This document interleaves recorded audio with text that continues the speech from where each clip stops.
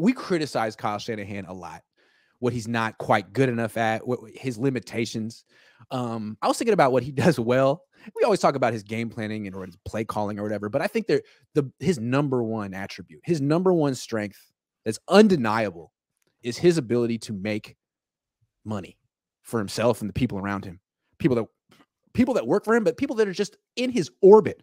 Everyone profits, from Robert Saleh to all the Mike McDaniel and D'Amico Ryans, all those guys who've gotten generational wealth because they coached with him, to players like Debo and Kittle, to journalists like freaking me, who has made a name for myself and enough money to buy a house talking about that guy the last 6 years. It's remarkable. I don't think there are that many coaches who generate that much interest like Kyle does. Also, Jimmy, he got Jimmy a lot of money. He got Jimmy a ton of money. Yeah. Jimmy, Kittle, Juszczyk, Debo. Yeah, Juszczyk, Juszczyk is sort of half of a football player. Right. He does football things. Yeah, he puts on the pads. He gets on the field. He goes in motion. You know, he will block a guy. He will. Sometimes he'll go out there and block a guy. He's very good at the football. He's very good at the few things he does, and Kyle got him a lot of money. So yes, a lot of money. So look, we're not being ironic. We're praising Kyle now. He is a money-making industry, and he's generous. Yes. Iggy, again, I don't know him. He may have a generous soul. There are people who do. And he may have a generous soul. I think he seems to be happy that all of these people, Saleh, that they're making money. I think me and him have a lot in common in this sense. Like, we both are aware that we have like this nepotistic advantage that got us in the door. And I think we both bend over backwards to pay that forward and help people out that didn't have it. Like, how many coaches has he created an entire life and career for that didn't have that advantage? Robert Saleh, Mike McDaniel. Yeah. I mean, D'Amico Ryans played, but like, who the hell is Robert Saleh? And now all of a sudden he's a head coach of the Jets because Kyle Shanahan was like, no, you're the truth. You were really good and I know it. And I feel like I do that sometimes too. Like, I always bring on new people on my show that aren't necessarily trying to make it in journalism, and all of a sudden they have 10,000 subscribers on their own YouTube channel. And I feel like I helped. And I feel like I saw it. So, this kid from that restaurant I told you about, Connor. He didn't email me.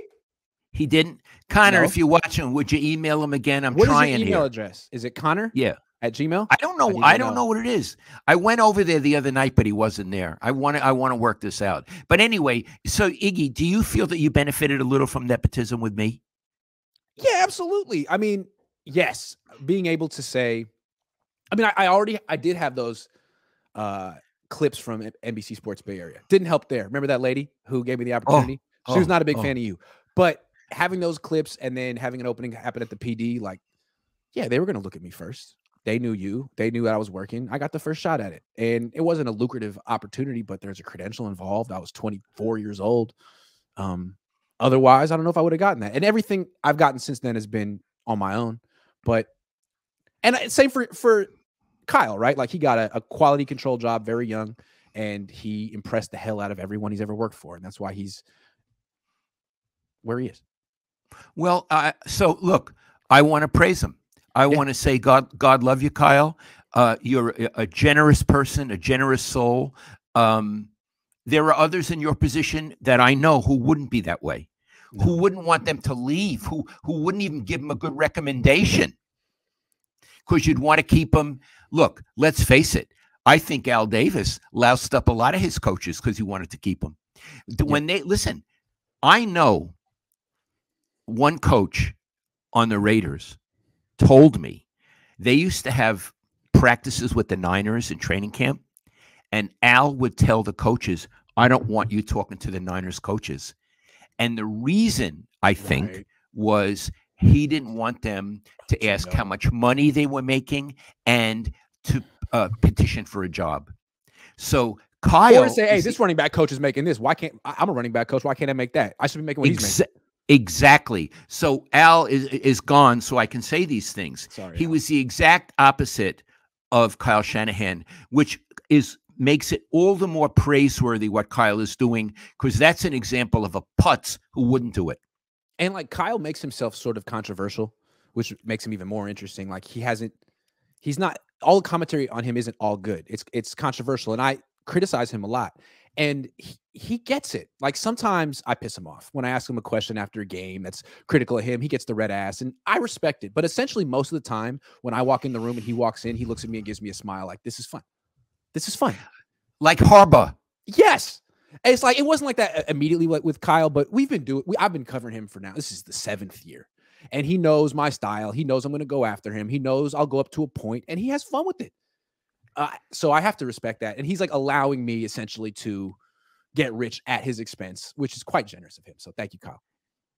Iggy, all in all, do you enjoy covering him? Yes, immensely. I don't like, I talk about like, oh, they should trade Kyle. They should fire Kyle. Like, I don't want him to go anywhere because I really enjoy covering him. It's fun. He's cool.